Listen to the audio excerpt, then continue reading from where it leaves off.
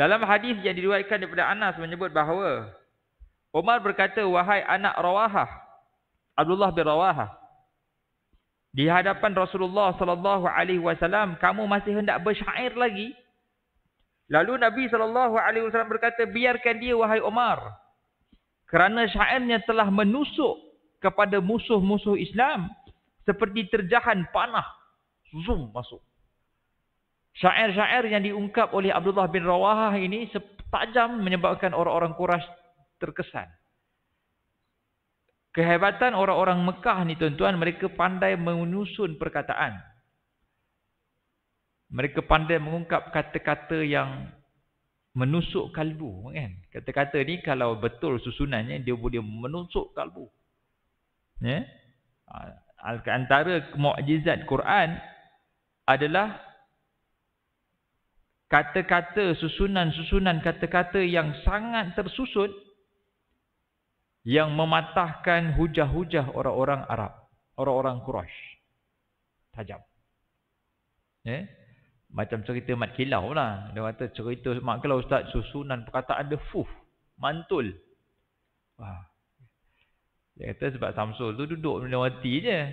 Kan? Sekolah Melawati je. Bapak dia tu Datuk Yusuf Azam tu pun duduk Melawati juga. Selalu dia nampak sembahyang subuh tu memang mantul suaranya pun. Assalamualaikum Ustaz. Waalaikumsalam. Hari ni tak ada gerak khas ke Datuk? Oh, hari ni gerak ke masjid. Oh, okey. Kan gurau jugalah kadang-kadang. Samsul tak nampak pun. Samsul dia tengah sedih lah. Sebab apa? Sebab filem apakah itu yang bocor tu? Apa ke? Cat Gangster 2 bocor. Masa tu dia tengah down teruk lah tu. Cat Gangster. Terus buat filem Munafik. Ada kesan dia tu. Sebab filemnya bocor, orang kira bagi CD awal lah ataupun pecahkan lah kira. Terus dia buat filem kedua, Munafik. Dia kata buat satu lagi filem, Muslim. Oh, tak keluar-keluar dah Muslim. Terus keluar yang terbaru, Mat Kilau. Tapi Mat Kilau ni bagus lah, dari sudut fahamannya bagus. Untuk membangkitkan semangat mempertahankan Islam. Kita ni orang Melayu ni, kita mulia sebab Islam. Tinggalkan Islam, berarti kita hilang kemuliaan. Ya. Saya pesan ke kawan-kawan, orang yang kalau dah bangkit semangat begitu, subuh kira penuh lah. Tapi subuh tak ada pun. Majoriti orang yang pergi masjid, main subuh, semua tak tengok Mat Kilau. Yang tengok Mat Kilau, semua tak sembang subuh di masjid. Tu masalah tu. Saya kata, mana actionnya? Kita nak action. Maksudnya action talks louder than words. Datang masjid, bagi komitmen. Ini kita nak buat pemilihan masjid, tak ada orang bawah 65 tahun. Semua 65 ke atas dia datang masjid. Masalah tu. Sampai kan AJK kata, kita buat makan-makan dulu dah Ustaz. Supaya datang budak-budak muda ni makan. Baru kita buat pemilihan masjid. Pun tak datang juga. Tolak imam je. Imam memang muda, pasal imam muda. Selain pada imam, jaling semua dah macam kena rayu. Tolonglah kami. Tak ada orang dah ni, Pak Id. Kami kena lantik semua diri kami untuk bertanding. 65 ke atas, 65 ke bawah, baru dia boleh masuk pemilihan. Tapi yang datang semua 65 ke atas. Tak ke pening je tu. Pak Id berpening mana? Macam mana kita nak buat pemilihan ni? Tak tahulah. Itu dilema kawasan-kawasan matured area lah. Zaman kawasan-kawasan muda, lain pula ujian dia. Kawasan-kawasan matured memang macam tu. Di kampung pun sama. Di kampung, bapak saya pencen balik kampung, di Kuala Kangsar, Perak. Dia dilantik menjadi imam muda. Kerana di Perak, imam boleh dilantik sampai 75 tahun. Lagi tinggi. Maksudnya memang lagi sini lah. Kalau pencen umur 60 adalah imam muda. Tuan-tuan bayangkanlah betapa mudanya kawasan tu. Ya? Tak ada orang ke yang selain daripada muda ayah? Ayah paling muda. Sudah. 60. Sekarang ni ayah saya dah 68 lah. Tapi masa dia jadi imam muda tu umur 60. Tak ada orang menggaguh-gugat dia punya jawatan. Tak ada orang menggugat ke? Tak ada. Tak ada orang imam muda. Ayah lah imam muda. Sekejap orang meninggal. Sekejap orang meninggal. Sekejap orang meninggal. Pusing. Orang meninggal. Pusing. Orang tahnik tak ada. Tak ada tahnik nikah. Lagi tak ada. Pasal semua dah sini-sini lah. Itu dipanggil ujian. Baik. Apa pun juga tuan-tuan. Maka gitulah keadaannya. Subhanallah. Allahumma salli ala sayyidina Muhammad wa ala alihi wa sahbihi wa baraka wa salam. Jadi Rasulullah sallallahu alaihi wasallam dan umat Islam berlari-lari anak pada 3 pusingan.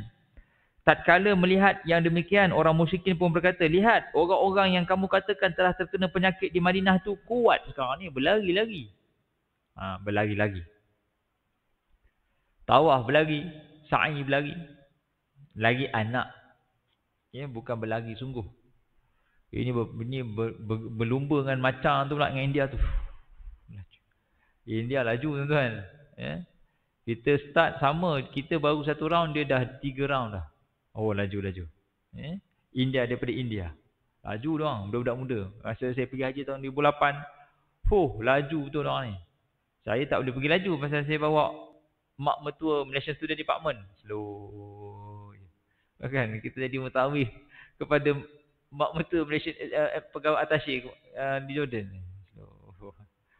Kita tumpang dia punya tiket visa lah dapat haji tu. Tak laju. Ikut. Pegang-pegang beg. Ustaz jangan laju Ustaz. Jangan laju ya. Baik. Slow. Rupanya tiba-tiba makin berat. Rupanya berangkai-rangkai belakang tu. Bukan orang Malaysia aja, bukan mertua MSD je. Orang India mau pegang, orang Turki mau pegang dah. Punya dahnya saya bawa ramai orang ke belakang tu. Tak betul. Itu pengalaman bawa pergi haji bawa orang. Allahu akbar ya. Baik. Maka setelah selesai tawaf, baginda sallallahu alaihi wasallam bersa'i antara Safa dan Marwah. Sebelum itu binatang korban telah diletakkan berdekatan dengan Marwah. Setelah selesai sa'i, baginda sallallahu alaihi wasallam berkata, inilah tempat untuk menyembelih korban. Setiap tempat di Mekah adalah tempat untuk menyembelih korban. Lalu baginda sallallahu alaihi wasallam menyembelih korbannya di Marwah dan bercukur di situ. Begitu juga yang dilakukan oleh orang-orang Islam. Kemudian baginda mengutuskan sekumpulan manusia ke Ya'jaj untuk menjaga senjata-senjata yang telah ditinggalkan. Sementara kumpulan yang sebelum itu menjaga senjata datang untuk menunaikan ibadah umrah mereka pula. Lepas Nabi selesai sa'i tuan-tuan, korban. Buat sembelihan. Lepas buat sembelihan, Nabi hantarkan sahabat-sahabat yang lain. Okey, take turn. Pusing pula. Yang di Ya'jaj kembali, datang buat umrah. Yang dah selesai, pergi di Ya'jaj. Ya'jaj ni tempat station di luar Mekah untuk backup planning. Anything happen, kita ada weapon, ada senjata. Dia orang bawa masuk. Baik, Rasulullah SAW menetap di Mekah selama 3 hari. Pada hari keempat, orang-orang musyrikin datang jumpa Ali dan berkata, katakanlah kepada sahabatmu itu keluar daripada tempat kami kerana tempohnya sudah lebih. Kemudian Nabi SAW pun keluar dan singgah di Sarif serta menetap di situ buat beberapa ketika.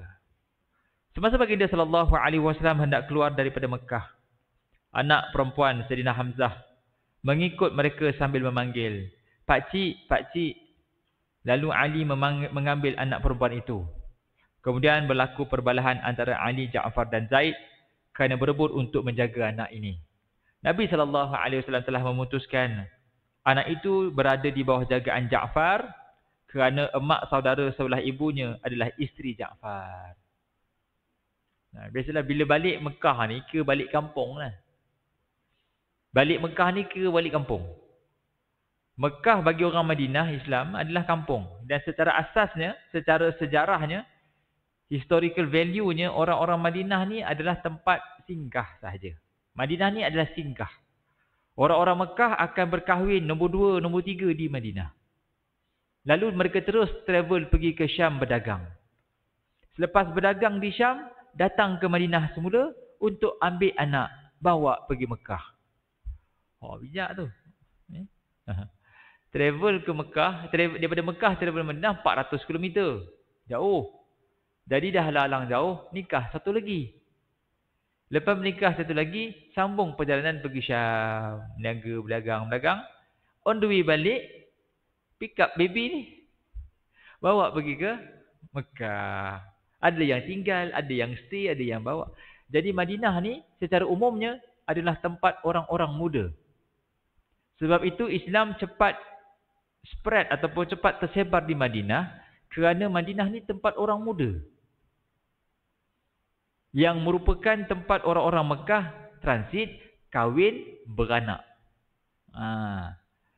Orang zaman macam kita dululah. Orang dulu kan yang driver lori tu, zaman-zaman tak ada WhatsApp, tak ada Facebook ni, yang tahu dia ada madu bila dah meninggal. Datang madu-madu dengan anak-anak. Ramai pula anak dia. Dia tengokkan isteri dia seorang aja. Rupa ada 3 lagi sampai. Baru kenal masa jenazah dia tanam, baru tahu ada lagi 3 isteri. Dia driver lori, pergi Kedah. Kahwin di Kedah. Daripada Kedah, travel pergi Kelantan. Kahwin seorang di Kelantan. Di Kelantan, travel ke Pahang. Kahwin seorang di Pahang. Travel balik ke Kuala Lumpur. Jadi kerja dia bawa lori travelling ni, setiap kali tempat dia transit, kahwin seorang. Jadi memang kerja dia seminggu pusing. Abang bawa lori je, seminggu depan baru jumpa. Baik bang, selamat berjalan. Baiklah. Pusing. Orang zaman dulu rasa tak bocor. Pasal tak ada handphone. Orang pun tak bodoh nak tahu. Dia memang kerja pusing dah. Bila meninggal baru tahu. Keempat-empat tempat dia transit tu semua ada isteri. Ini orang zaman dulu punya perancangan. Sedangkan orang-orang Mekah memang begitu keadaannya. Travelling, kahwin. Cuma pada peringkat zaman Rasulullah SAW ada nikah mut'ah. Nikah mut'ah ni sebab travel jauh sangat. 500 km pergi ke Tabuk. Tabuk ni 500 km udara Madinah, jauh. Jadi sahabat-sahabat ni ada yang muda, ada yang jumpa orang-orang cantik-cantik. Hilang pertimbangan. Jadi datangnya solusi nikah. Sementara kita nak perang ni, nikah dulu. Nikah. Masa itu nikah mut'ah ini adalah solusi. Menyelesaikan masalah yang lebih mudarat. Sebab mereka ni prajurit, askar. Kalau mereka tak fokus, susah kan. Dia orang tak fokus. Jadi kena pastikan askar ni fit. Jadi orang lelaki dia punya fit dia mesti cukup segala-galanya. Jadi kita bagi juga zaman itu. Last sekali Nabi SAW mengharamkan, Islam telah pun menghazafkan ataupun menasahkan perkahwinan mut'ah. Setelah habis beberapa peperangan. Sebab Islam pun dah kuat dan tak ada isu dah nak nikah mut'ah. Sebab kita dah boleh manage kita punya pasukan tentera. Ada first battalion, ada third battalion, ada second battalion.